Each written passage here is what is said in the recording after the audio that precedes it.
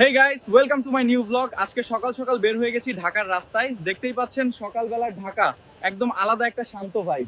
এই সময়টা কিন্তু সবচেয়ে সুন্দর। গাড়ি কম, বাতাস ফ্রেশ, আর শহর যেন একটু স্লো হয়ে যায়।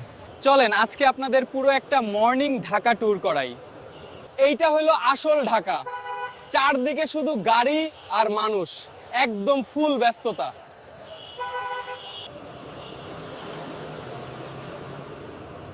এখানে দাঁড়ালেই বোঝা যায় কেন ঢাকা শহরকে বলা হয় নেভার স্লিপিং সিটি টাউন। এই ট্রাফিক, এই শব্দ, সব মিলিয়ে এইটাই ঢাকার আসল রূপ। ঢাকার রাস্তার সবচেয়ে ইন্টারেস্টিং জিনিস কি জানেন? Street food. এই যে দেখেন, এখানে ফুচকা, চটপটি, ঝালমুড়ি সব কিছু পাওয়া যায়। চলেন আজকে কিছু ট্রাই করি, দেখি টেস্ট কেমন হয়। ওয়াও,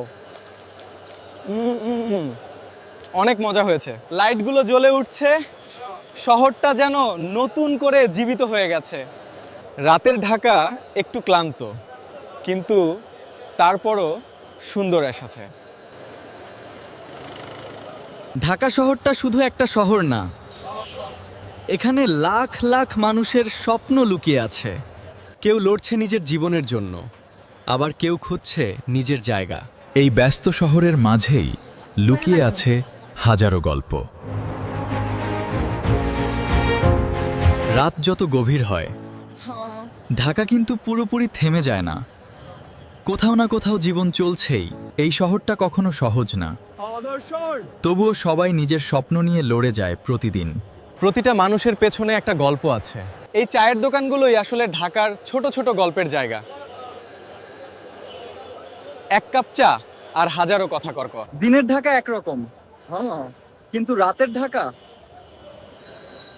একদম অন্য রকমের। আজকের এই ছোট্ট জার্নিতে আমি আপনাদের দেখানোর চেষ্টা করলাম ঢাকাকে একটু অন্যভাবে।